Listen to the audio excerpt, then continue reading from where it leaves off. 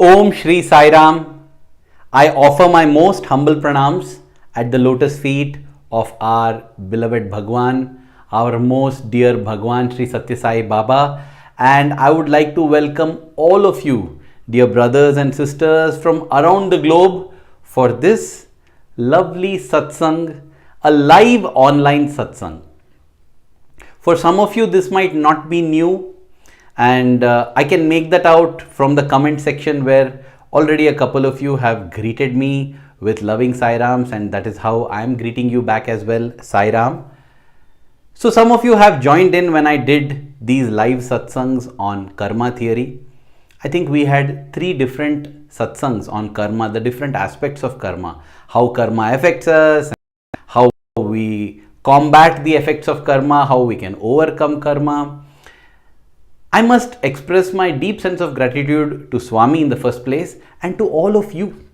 You are Om Shri Sai Ram. I offer my most humble pranams at the lotus feet of our beloved Bhagawan, our most dear Bhagawan Shri Sathya Sai Baba, and I would like to welcome all of you, dear brothers and sisters from around the globe, for this lovely satsang, a live online satsang.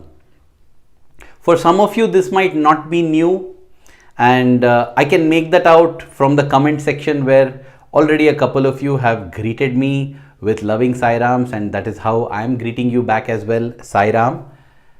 So some of you have joined in when I did these live satsangs on karma theory. I think we had 3 different satsangs on karma, the different aspects of karma, how karma affects us, how we combat the effects of karma, how we can overcome karma. I must express my deep sense of gratitude to Swami in the first place and to all of you. You are all Swami's instruments who elicit all of this out from me. You have been responsible for my own spiritual growth and progress because you have encouraged and enthused me in different ways to study more about Swami, to see his story, to read his teachings and try to practice them in my life as well. So for that, I offer my gratitude to all of you. As the great saint Tyagaraja said, Yandaro Mahanubhavulu Andariku Vandanumulu. Meaning, there are so many great souls here. I offer my salutations to all. Yes, I offer my salutations to the Swami in all. So these virtual satsangs, these live satsangs have been wonderful in that aspect. However, all the time it is me speaking. As of now, yet we don't have a way in which we can have a communication where you can express your thoughts and feelings and I can respond to that, because anytime if I have to start speaking like this now, I get distracted because I have to see the chats and it cuts my flow of thoughts, and then I have to think what to speak, right? In order to solve that, I have come up with this, if I can say, experiment, and let us see how it goes. So for this theme or for this talk, for this satsang, I had thought of sharing 3 beautiful stories and experiences. Now the interesting thing is, these stories and experiences I have already shared separately as videos before on my channel. Speaking of my channel, all of you are subscribers, that is how you got a notification that I am going live. But please encourage and enthuse others as well to subscribe to the channel, because that is the best way they will get to know whenever a new video is being released or a new satsang is going live. It helps to interact as well. And more importantly, the more number of subscribers, YouTube will also push these videos to more number of people. And my goal, my ambitious goal, is to hit 100,000 subscribers for Swami's 100th birthday. That's just a benchmark that I'm keeping. It has reached 77,000 now. It is possible because usually I get around 1,500 subscribers every month. If we can make that 3,000 subscribers every month, then maybe we can hit the goal. So that's all left to Janta Janardan, as they say, meaning the Lord who is resident in the viewers. So what was this method that I'm thinking of is, these videos are already there on the channel. Okay, as of now, I think there are about 700 videos on my channel already. So instead of me sharing live, I will introduce those stories and you will see excerpts from the videos that already exist. So that story comes in. At that time, what I will do is, I will pay my entire attention to the chat section that is here, so that I can respond to your loving queries, or I can appreciate the deep thoughts that you express. All of this in the chat section that is going on while the live happens. So this is a beautiful way in which we can have the satsang and on the side have the conversations too. So in case there are some clarifications that can be immediately done, they can be done on the chat. They can, if you have some thoughts to add on to, you can express it, and I can actually read them, because in middle I will also be watching along with you. I'm there sitting here right now, I'm speaking live. Once I line up and start playing the video, I will also be sitting with you. I will be available in the chat, and this is what I thought is an improvement over the previous satsang, where it used to be mostly one way and me getting distracted and reading the chat for any messages that you send and responding. So let's proceed with that. I thought I will first share a very beautiful episode which shows the importance of why we should give and serve. Swami always emphasized on service. Swami would say Manav Seva, Madhava Seva, Jana Seva, Janardana Seva, Nara Seva, Narayana Seva, Grama Seva, Rama Seva. Service to man is service to God. That is what Swami would say. Why that much emphasis on service? It is not as if Swami wanted us to sacrifice for somebody else's benefit. No. The important thing to remember about service is that when we serve others, we are serving ourselves. And this has been the teaching not just of Swami, but all the great masters who have graced the earth. Even modern day masters. For example, the other day I was looking at some of the writings of the Dalai Lama. And you know what the Dalai Lama says? The Dalai Lama says that helping others is being wise selfish. Wise selfish. And I was thinking, what do you mean by that? You see, when we help others, the wise people know that whatever we do good comes back to us. So therefore, when we are helping others, we know that hey, this is going to come back to us. That's why it is selfish. But it is a wise kind of selfish. It is a good way. It is like when we plant seeds. We know that years down the line we will enjoy the fruits from those trees, the sweet fruits. So there is a bit of selfishness, but it is a wise selfishness, because those fruits others also can enjoy and the goodness and generosity propagates. So related to this theme, I want to share a personal experience which is very beautiful. And as I said, when I say share, I'm going to play an excerpt from that video that I will insert it in over here. And as that is playing, I'm going to join full-heartedly and with all my mind and body in the chats so that I can communicate with you. So here goes this first experience, after which I shall come back and continue and share a little more. Let me tell you that this whole satsang, I'm planning it to be less than an hour, about 1 hour, so that you can accordingly plan your times. Okay then, enjoy the story. Have you heard of the generosity paradox? A paradox is a seemingly impossible situation, but it occurs naturally in the real world. The generosity paradox says that the more you give, the more you will have, the more you will receive. It doesn't seem to make sense, because, as I keep giving, what I have with me should keep reducing, right? How will it keep growing? That is why it is said that it's a paradox. But then, if we look at the universe around us, everything seems to be round. Well, not exactly a circle, an oval maybe, but round, it completes a loop. You get what I mean? For instance, if you look at the earth, it is round. You start at one point on the earth and keep moving ahead, you will come back to the same point. The earth goes in a circle, in a round maybe, around the sun. The sun itself goes in a round around the entire galaxy. The sun with the solar system. The whole galaxy itself is moving again round the entire other galaxies. The whole universe is round. Everything is round. The universe seems to convey the message to us that what goes around will come around. In fact, that is the basis of the karma theory as well. Once we understand one aspect, we will realize that the thing about generosity is that it is not a paradox. Again, I learned this at the lotus feet of my beloved master, my dear Swami, through not one but two beautiful experiences. ప్రేమ స్వరూపులారా. I still remember that day very vividly. It was the 21st of December 1998. You know, almost every day in 1998 I remember very vividly because that was my first year as Swami student in the divine physical presence at Puttaparthi. You know, again, before I go into that story, one more point that comes to my mind is when something happens to us for the first time, the first darshan, the first time Swami speaks to us, we remember it so vividly. After that, it seems to be the case of familiarity breeding neglect, if not contempt, because we don't seem to value it so much. Say, the 10th darshan, what happened? Do we remember? Many of us don't.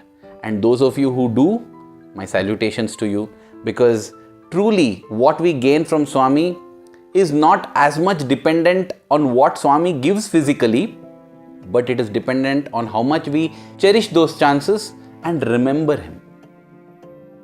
I can definitely remember my first darshan and I can definitely remember some highlights, but I don't remember everything. As I said right now, I can remember almost every day of 1998 because I have recorded them dutifully in my diary. But as time went on, my diary entries became sketchier and only certain days I would make detailed notes. Never should we take Swami for granted. Every moment with him is as new, as amazing, as fantastic as every other moment. So on the 21st of December, you know, as I went and sat in the mandir waiting for darshan, I had in my pocket a white handkerchief. These were the few years when I was also among the students who got a chance to run and offer a handkerchief to Swami whenever he materialized Vibhuti. Of course, the excuse would be that we are helping Swami wipe his hand, but in reality it was that we would get a handkerchief blessed with Swami's Vibhuti. So as I went to Mandir, I would scan the faces of all the devotees who were seated there, trying to judge who looked devoted enough or who looked worthy enough to receive Vibhuti from Swami. Yes, I am guilty of doing this judgment. Sometimes it worked, sometimes it flopped miserably. Anyway, having done that scan, I quickly sat in a place near a person whom I thought would get Vibhuti because he was sitting and meditating. When Swami came for darshan, instead of this meditating person, Swami went a little ahead and created Vibhuti for a Westerner who was seated there. I jumped out of my place and rushed to Swami with a white handkerchief in my hand. And as Swami gave Vibhuti to not just this Westerner but several other devotees around him, I offered the handkerchief to Swami. Swami looked at me, smiled, quick smile it was, wiped his hand on the handkerchief, threw it, and he turned and began to walk away. It was part of my duty as well to give pieces of paper to all these devotees who had got Vibhuti from Swami. This was to help them put the Vibhuti in that paper, pack it and take it home if they wished to. As I was giving this Western gentleman looked at me and asked for one more piece of paper. Strange request, but no big deal. So I gave him one more piece of paper.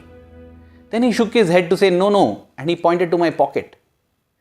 That is when I realized that he was asking from me the handkerchief that Swami had wiped his hand on. I just smiled, shook my head to say no, and went back to my place. The darshan was still on, the music was still going on, and two thoughts began to go in my head, you know. As they say, the proverbial angel and devil came and started speaking. The only problem is, while in cartoons they show the angel and devil clearly, in reality we don't know which voice is the angel, which voice is the devil. In fact, I had done one funny and interesting video on that. You can have a look at that. The link is above. As I sat in my place, one voice was telling me, Arvind, you could have given him that handkerchief, right? Why did you not give him? I protested. You know, the other voice protested. It said, come on, he got Vibhuti, I got the handkerchief. If I had asked him to give the Vibhuti, would he have given? Yeah, maybe he would have given. You did not ask, but he asked. You did not give. Oh, even if he had given the Vibhuti, he would have given me part of that Vibhuti, right? I cannot divide my handkerchief. I can't tear it and give him a piece of it. Arvind, you should have given him the handkerchief. No, but it's mine. I also want it. Arvind, you should have given him that handkerchief. You know, the problem or the feature of this voice of conscience is that it keeps nagging, it keeps repeating the same thing again and again very calmly. It won't care for any arguments that you give. It just keeps telling what is the right thing to be done calmly. And again the voice said, no Arvind, you should have given that handkerchief to him. A few moments later, the music went off, which meant that Swami had gone into the interview room.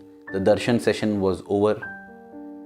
Many devotees began to get up and leave. This was the time they would go to the canteen, have some snacks and come back in time for the bhajan.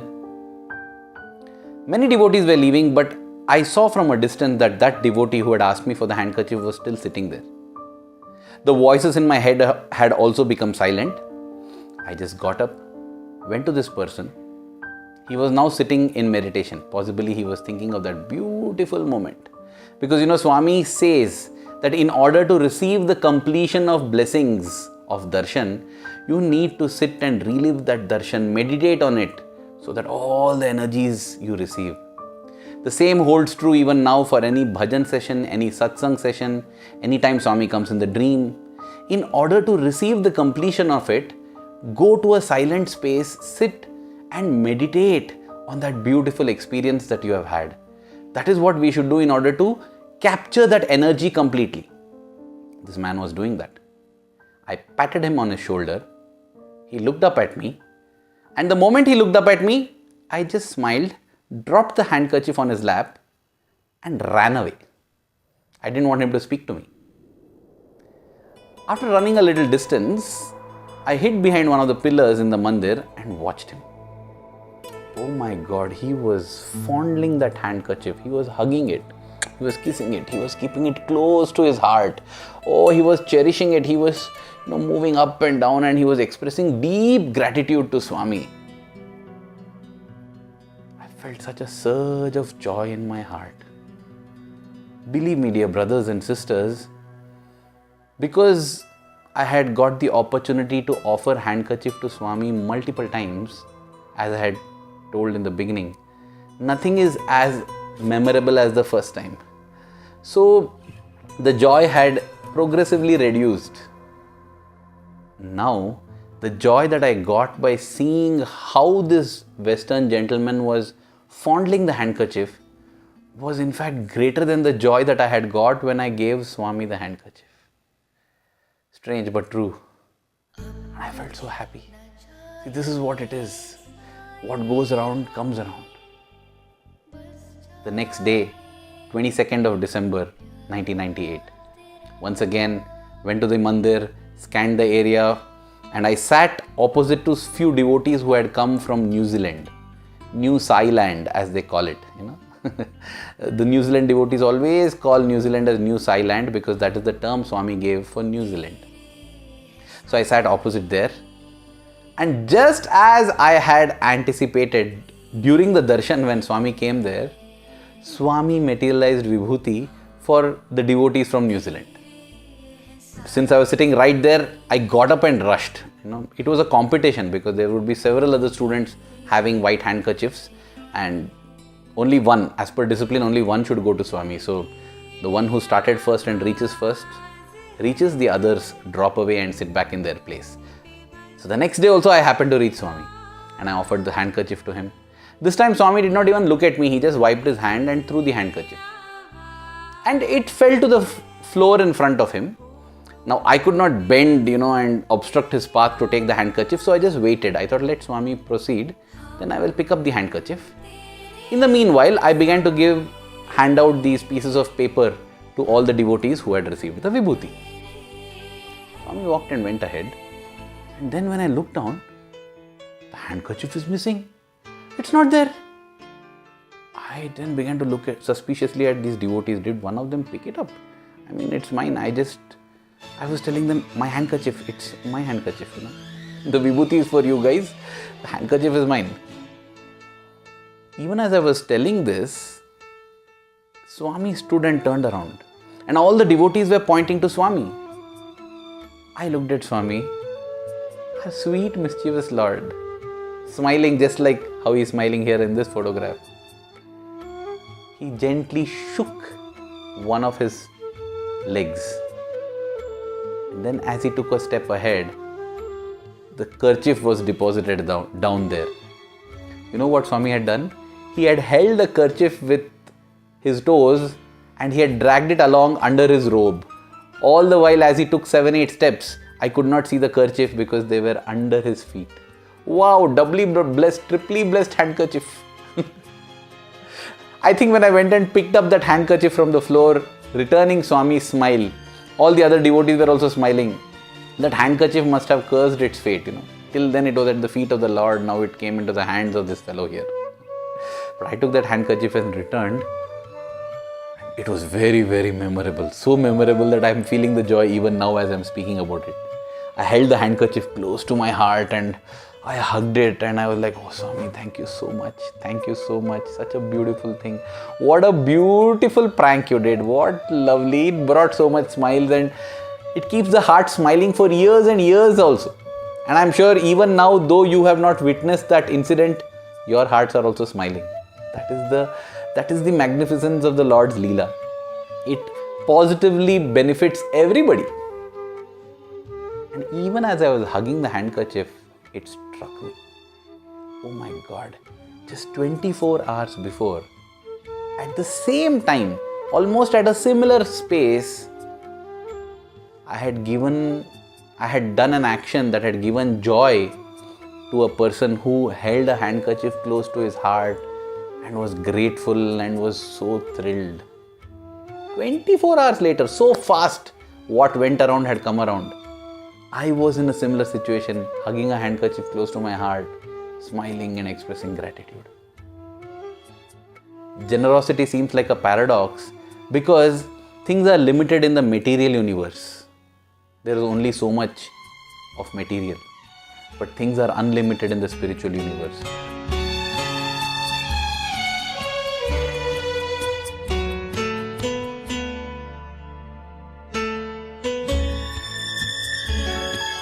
With just one candle flame, we can light 1,000,000 candle flames and this candle loses nothing.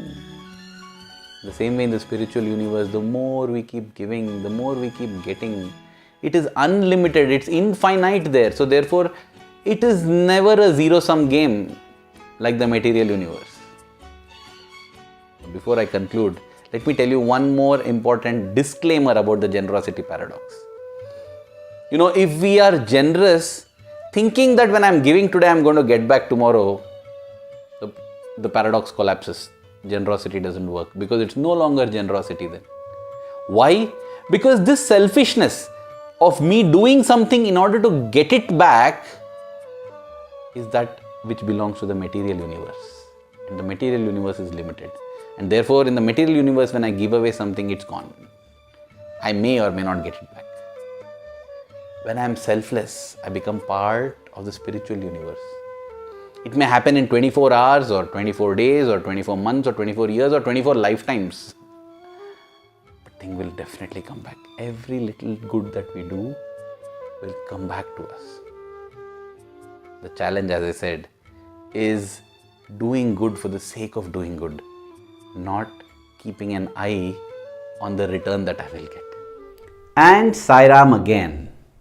I'm grateful to all of you who have been contributing in different ways in the chat, and I'm happy to respond there.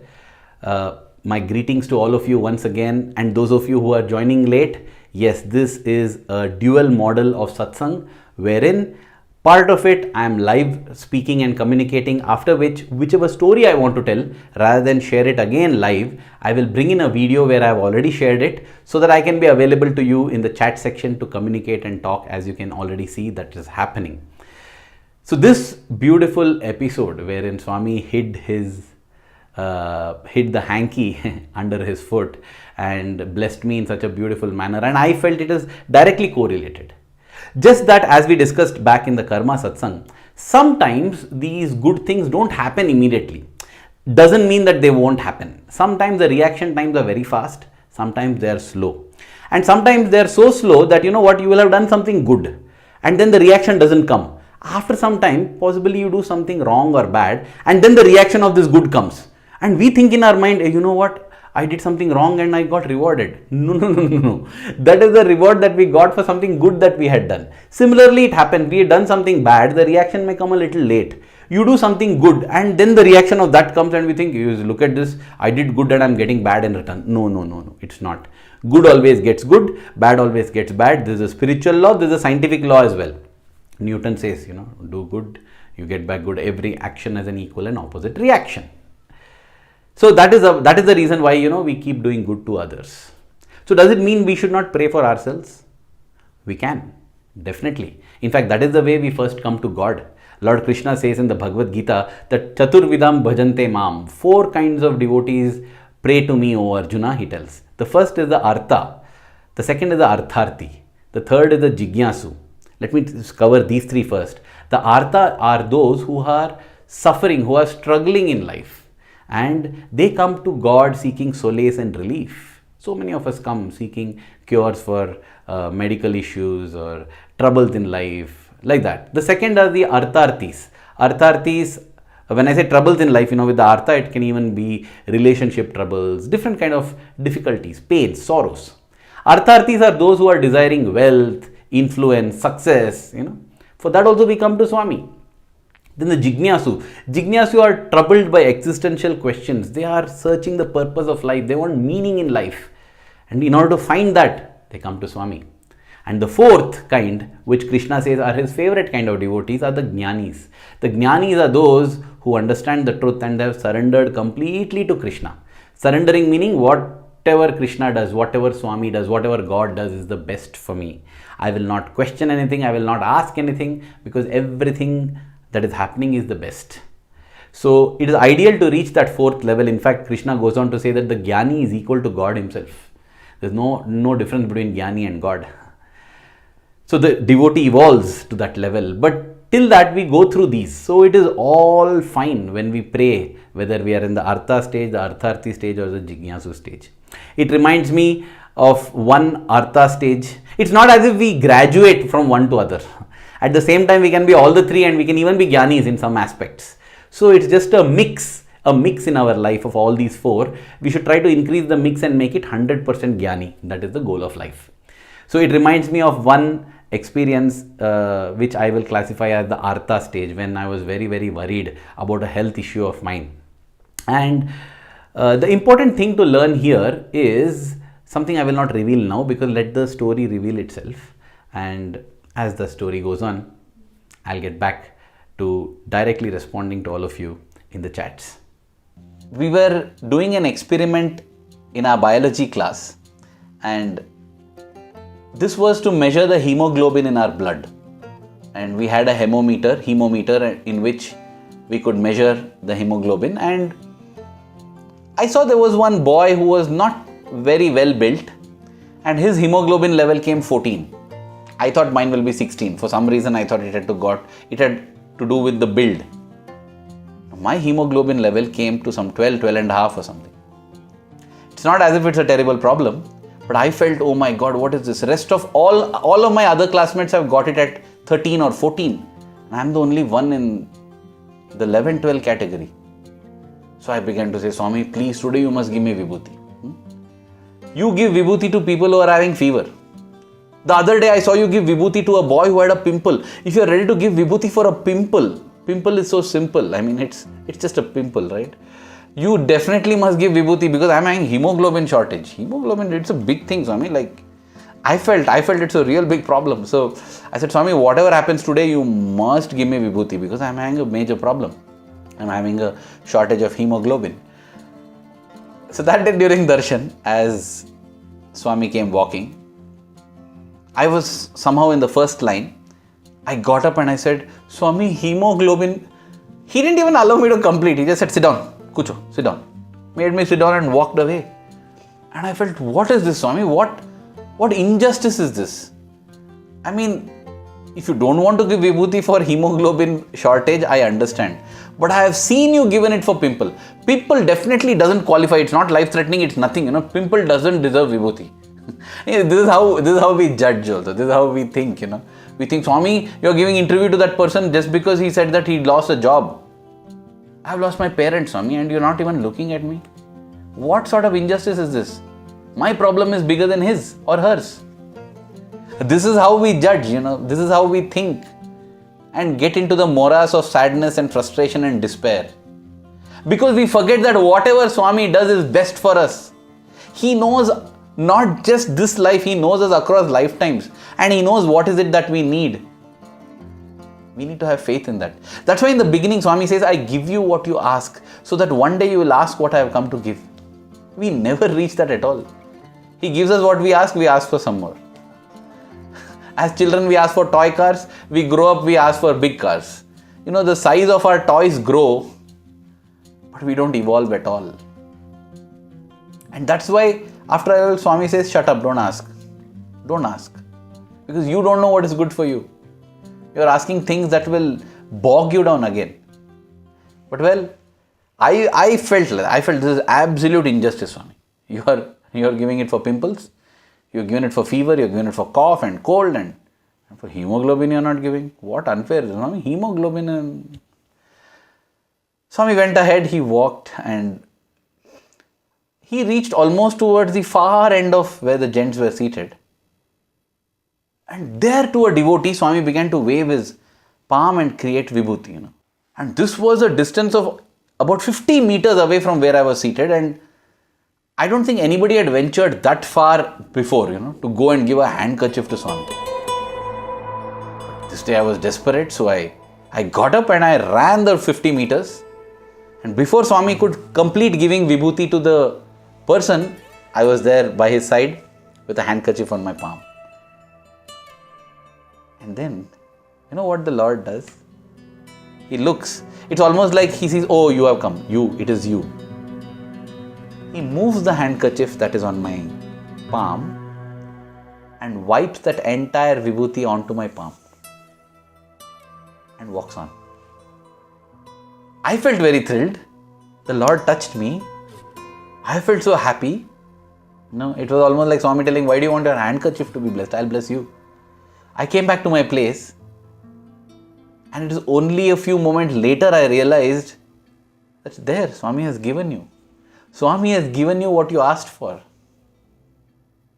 It's not even like Swami didn't give you. He just gave it in a manner that you didn't expect, that's all. And already you got disappointed. These are things that happen to us in life. We pray to God for something. We don't even know if that is good for us.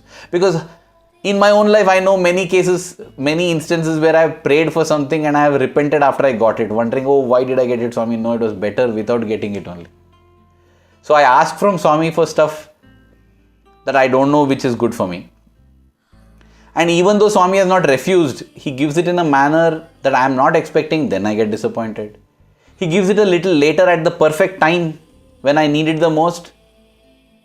Till that perfect time comes, I am feeling sad, thinking Swami is not giving. The only way to overcome all this, this is another lesson that I realized. Even to this day, my hemoglobin is still 12 only. It's not gone up. But my faith has got reinforced. I know that if my hemoglobin is 12, it's because it's good for me, that's all. If it's good for me, it'll be 11. And when I say good for me, it's not possibly my body and mind. It's good for me as a soul that's progressing towards Swami across multiple lifetimes. Different karmas have to be worked out, different things have to be worked out, and therefore it is like that. So you see, Swami actually gave me what I wanted. It's just that it didn't come in a manner that I was expecting, and therefore I was thinking that Swami didn't give me and I got disappointed. Just let us look back at our own lives. Many things that we have prayed for and we have thought that Swami didn't give us, God didn't answer. Probably Swami has answered it in a way that we have not yet recognized or understood. Because Swami knows what we need much more than what we know ourselves. That is because He is present in the past, in the present and the future. He knows all the three periods of time. Whereas we are restricted only to the present. We are not able to go beyond the recent past. For example, 10 years back, that is 2015, on March 5th, what were you doing? Can you remember? I can't remember. None of us can remember. Then what do we know about our past lives? Swami knows all of these. And he knows the future as well. And that is the reason he knows how to give what we need in the best manner possible. We should trust that divine wisdom. That is where surrender comes in. Surrender means to tell whatever is happening is best for me. And proceed in life with that attitude.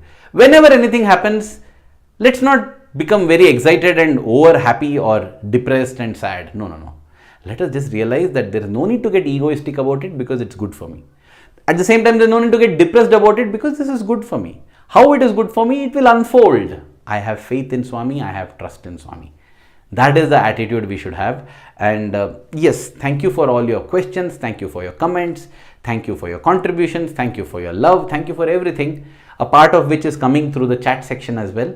And that is where I am responding. I am enjoying this. I hope you are also enjoying, because I'm going to be concluding this soon with one more story. This is another beautiful story that is very close to my heart.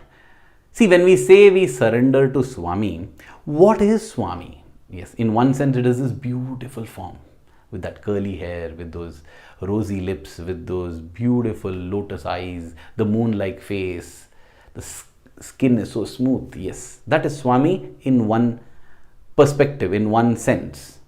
But Swami is something eternal. Some say he is love walking on 2 feet. He says he is the Sathya Bodhaka, the epitome embodiment of truth. Yes, God is the embodiment of the 5 values, the eternal values: Sathya, truth; Dharma, right conduct; Shanti, peace; love, prema; and Ahimsa, or non-violence. So when we say we surrender to Swami, we adhere to Swami, it means we surrender and adhere to Satya, Dharma, Shanti, Prema and Ahimsa. At times it might look like adhering to these values leads us to downfall, makes us lose in this world. But ultimately we will win. Satyameva jayate, dharmo rakshati rakshitaha. Meaning, truth alone triumphs and dharma protects those who protect dharma. Not just protect. Dharma eva hato hanti. Those who destroy dharma, dharma will destroy them. So let us not do adharmic things. Let us adhere to truth. This is the incident that I was speaking to you about, wherein at one point in time I really wondered. I wondered whether it really is worthwhile to adhere to truth in this modern world, which is filled with so much of cheating and so much of hoodwinking of others. Does it matter that we speak the truth? And the way Swami taught me that lesson is memorable and beautiful. And that is what I will share now, as I again come back to you, to the chat section, to communicate with you. Once again, a reminder to all of you, if you have not subscribed to the channel, do subscribe, because I publish almost 3 times every week. Every Monday, Wednesday and Friday in terms of Indian time at 6 p.m. So if you are not watching or not getting 3 videos a week, that's because you have not subscribed. And even after you have subscribed, you have to click that bell icon and ring the bell, so that you are telling YouTube that every notification that comes from this channel, let me know, because I would like to view. So I would encourage you to do that. That will help us to be in touch even more. Yes, now without further ado, that story. Our Swami's name starts with the word Sathya, Satya Sai Baba. And Satya means truth. On innumerable occasions, Swami has exhorted and taught us Satyam Bruyat, speak the truth. Possibly the only exception is when Swami follows up by saying Priyam Bruyat, Na Bruyat Satyam Apriyam, meaning speak pleasantly, speak pleasingly, do not speak a truth which is unpleasant. So, what do we do when we come to a situation where we have to speak an unpleasant truth? Do we speak a pleasant lie instead? Well, it's not about a two-way choice between an unpleasant truth and a pleasant lie. There is a third option, which is to keep silent. Swami would often say, in silence, it is silence, meaning Swami's focus, Swami's gaze is upon us. We will be able to feel him within when we are silent. Here is an incident from my school days which taught me and convinced me beyond doubt that I should always speak the truth. It also taught me a lesson or two about the true meaning and significance of Na Bruyat Satyam Apriyam, or do not speak an unpleasant truth.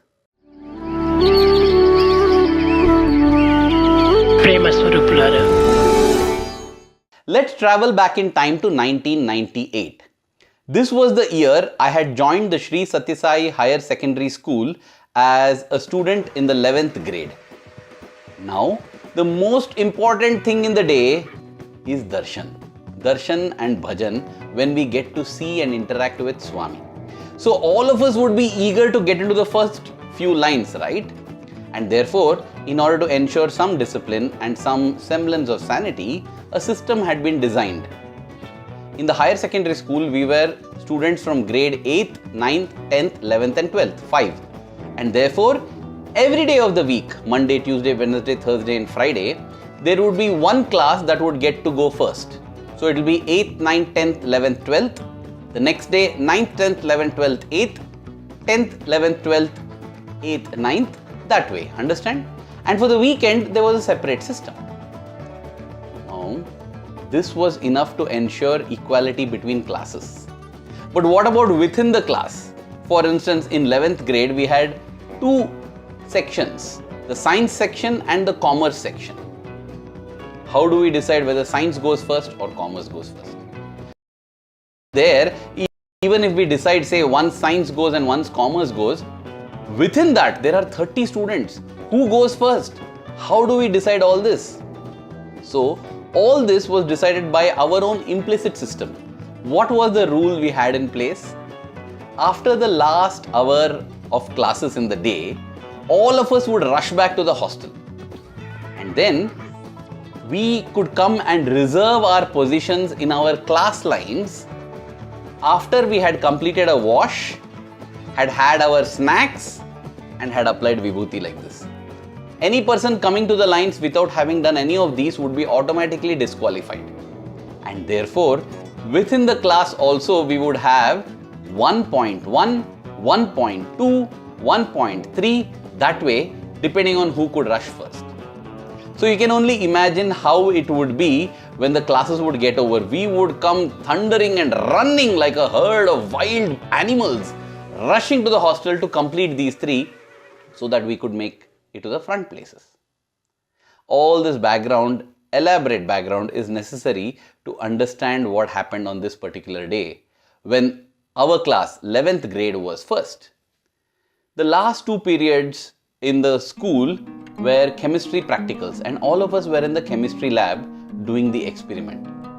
It turned out to be a particularly bad day for the 11th science students because so many little mishaps happened in the chemistry lab. For instance, a couple of beakers, glass beakers, broke. A chemical was wrongly mixed into another chemical. An impure spatula was used to take some chemical. Basically, a lot of things that caused a lot of irritation to the class teacher, to the chemistry teacher. And he was already in a very upset mood. Now, as the class neared completion, just 10 minutes were left, all of us were busy and fighting very hard to wrap up our experiments because we wanted to be in time to go and catch our front positions because our class was going first today, which means not just the first few boys, a lot of them would get a chance to sit in the front lines. Therefore, it was worthwhile to fight for the spots on this particular day. Plus, the commerce students didn't have practicals, right? So they would always have the edge to go immediately when the bell rings. So we had to complete our experiments in time. So quickly we began to wash all the glassware and the apparatus so that we could rush. Now, when all this was done, we all lined up at the door of the chemistry laboratory and we were ready, waiting for the bell. That was when the teacher went around looking at all the things, whether they were in place or not. He noticed that one glass beaker, had not been cleaned properly. There were remnants of the organic chemical still left in that. And so he asked, "Who is it that has not cleaned this beaker properly?" One glance at that beaker and I knew it was mine. I was the culprit. But then, should I just say that it is mine or just keep quiet? I felt Na bruyat satyam apriyam. Do not speak an unpleasant truth. Why should I speak it? I'll just be quiet. So I kept silent. But the teacher was quite strict and he was quite adamant that he wanted to find out who the culprit is. He said, in another minute or so the bell will go, but you will all not be going out of the lab. Till I find out who is this, the whole class stays here. The whole class was going to get punished if I didn't accept that it was my fault. It was at this time that two voices popped up within me, in my head. Shh, be quiet. I'm telling you, otherwise you're surely going to miss darshan. Hey. If you do not speak the truth, then the whole class is going to get punished. No. I am telling you, his patience will wear away. You just hold on, hold still. He'll not stop the whole class. He'll allow the class. It is not nearness to Swami that matters, but dearness. By telling the truth, you will be very dear to his heart. Tell me, hasn't Swami himself said, Na bruyat satyam apriyam, do not speak an unpleasant truth? Now, why are you speaking this then? What convenient philosophy. Remember, satyameva jayate. Truth alone triumphs.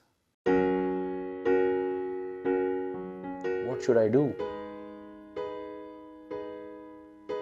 I decided to go with the voice that told truth alone triumphs. Therefore, I raised my hand and I said, Sir, that is my beaker. I have not cleaned it properly. Interestingly, just that one confession seemed to make the teacher relax a lot. He let out a sigh of relief, and I felt it was as if he also was not in the mood to punish anyone. So he said, Good, all of you can leave. And it was at that moment that the bell went and everybody rushed out. I too was rushing out when I suddenly heard my name being called out. He said, Arvind, you stop. Thus, I watched the whole herd of students rush out of the lab and I alone was standing at the door. I turned around and looked at the teacher and he said, Come back here and wash this beaker. Oh no, come on, this is so sadistic, I felt. Anyway, I thought I'll quickly clean the beaker and rush. I went to clean the beaker and to my horror and shock, this teacher went in and brought many more glassware that were dirty and he said, Clean all of them and then only can you go to the mandir. I almost had tears in my eyes. Today our class is going first. And this horrible person is making me stand here and clean glassware. Oh my God. Why did I have to tell the truth? The speaking the truth and all this is possibly worthwhile in the bygone era. In Sathya Yuga or Krita Yuga, Treta Yuga and Dwapara Yuga. But definitely not in Kali Yuga. In Kali Yuga, if you speak the truth, you simply land in trouble. You should just speak the lie and get away. Or just shut up. Why did I have to open my mouth? This was what I was speaking within. And even as I spoke this, I didn't realize that the teacher himself was sacrificing darshan. It is not as if he left for darshan. He too stayed back in the lab waiting for me to finish. But I was so upset and angry, I didn't realize all this. I was just very, very angry. And that anger turned towards Swami as well. I said, Swami, you know what? From today onwards, I am not going to speak the truth. Only if it suits me, I will speak the truth. Otherwise, I'll speak the lie. Because, speaking truth doesn't work. And then I threw a challenge to Swami. I said, Swami, if speaking the truth works even in this day and age, today, I want to give you the handkerchief to wipe your hand when you create vibhuti.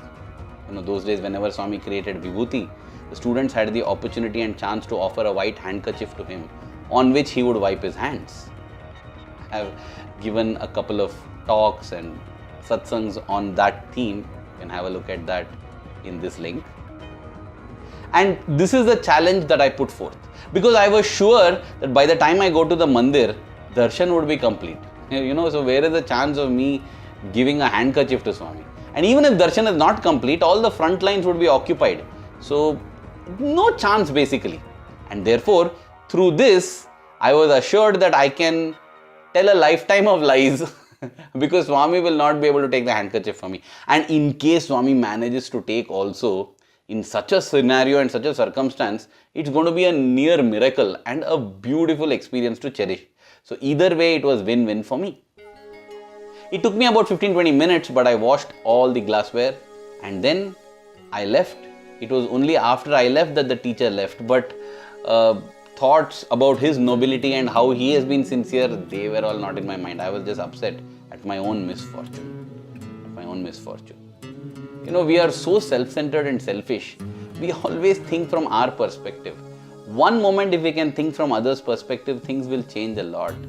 I failed to see the selflessness of the teacher in my own selfishness. I wanted to say, Nabruyat Satyam Apriyam, do not speak an unpleasant truth because it was unpleasant for me. It is not like that. Nabruyat Satyam Apriyam means do not speak a truth that will cause unpleasantness among others. But if it is going to benefit others, even if it is unpleasant for me, I should speak it. Anyway, I rushed, got ready in the hostel and left for the mandir. All the lines had already gone. When I reached the mandir, darshan music was not playing, so I knew darshan was completed. But to my surprise, when I went in, I got to know that darshan music was not playing because Swami had not yet come out for darshan. Oh, wow. So I was not late for darshan then.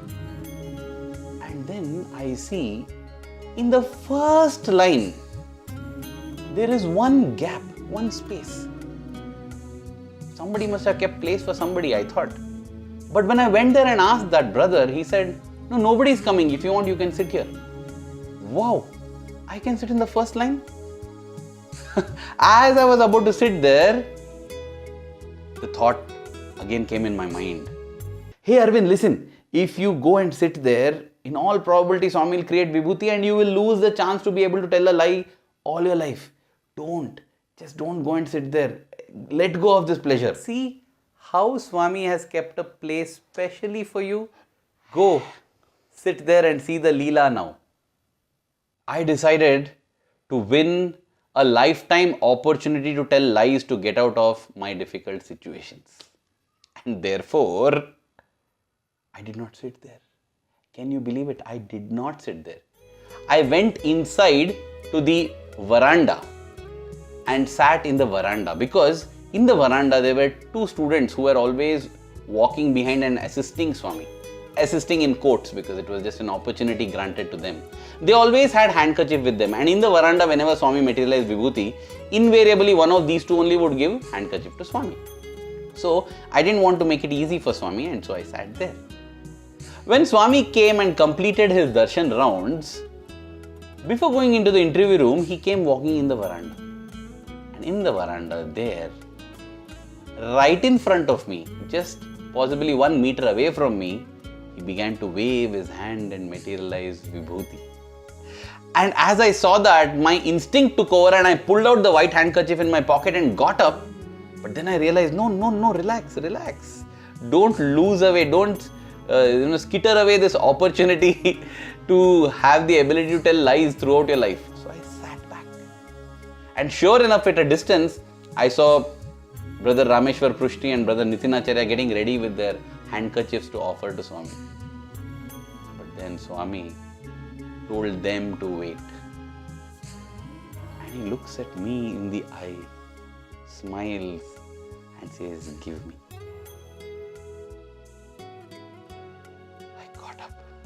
I got up, went to Swami with the handkerchief. He took, continuing to look into my eyes, smiled, wiped his hand and threw it back at me. I was simply dumbstruck. What do I say to this? I came and sat in my place.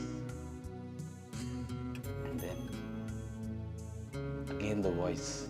His name is Sathya Sai. Sathya is verily his name. Sathya is verily his form. Don't ever give up Sathya, Arvind. Arvind, I still think that maybe by mistake, Swami just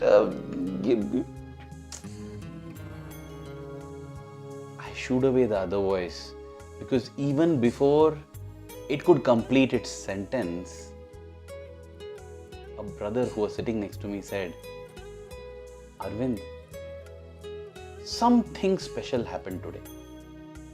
I said, why? He said, no, Swami took your handkerchief. I said, yeah, Swami takes, right? Whenever he creates vibhuti, any student who offers, he takes. Yes, he takes, but today something is special, something is different. Did you have any conversation with Swami? Something, there is definitely something special. Can you share what it is? That day I did not share. But today I am unable to hold myself from sharing. Satyam eva jayate. Truth always triumphs. We always must speak the truth. And coming to these two voices, if we wonder why is it that one voice is stronger than the other, it is not like that. Which voice is always stronger? The voice that we listen to more and more. More and more we listen to that voice grows stronger, the other voice gets weaker. In fact, there is one interesting video on how to distinguish between the voice of the conscience and that of the mind in this link above. I'm sure it will be an enjoying watch for you too. Coming to the final point, we must speak the truth. We must always be truthful. Then only can we call ourselves as followers, devotees, students, or lovers of Sathya Sai Baba. Dear Swami, may we always remember that your first name is Sathya. And that was the final episode that I wanted to share with you in this satsang, dear brothers and sisters. As I said, this would be 1 hour. The 1 hour is almost up, and many of you who have tuned in, I'm really grateful to you. I feel that Swami is expressing his love and blessings on me through all of you. I had a wonderful time communicating with you in the chat, and I do hope that this style of satsang is better than the previous style where it used to be one way. At least you are able to communicate with me now by typing and chatting.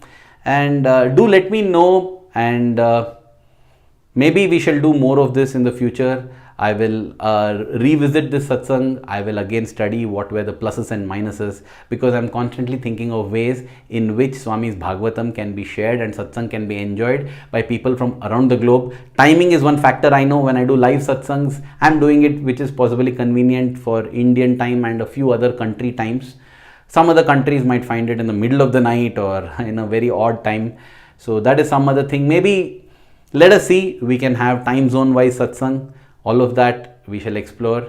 But for now, I would like to express my deepest sense of gratitude to Swami for making all of this possible.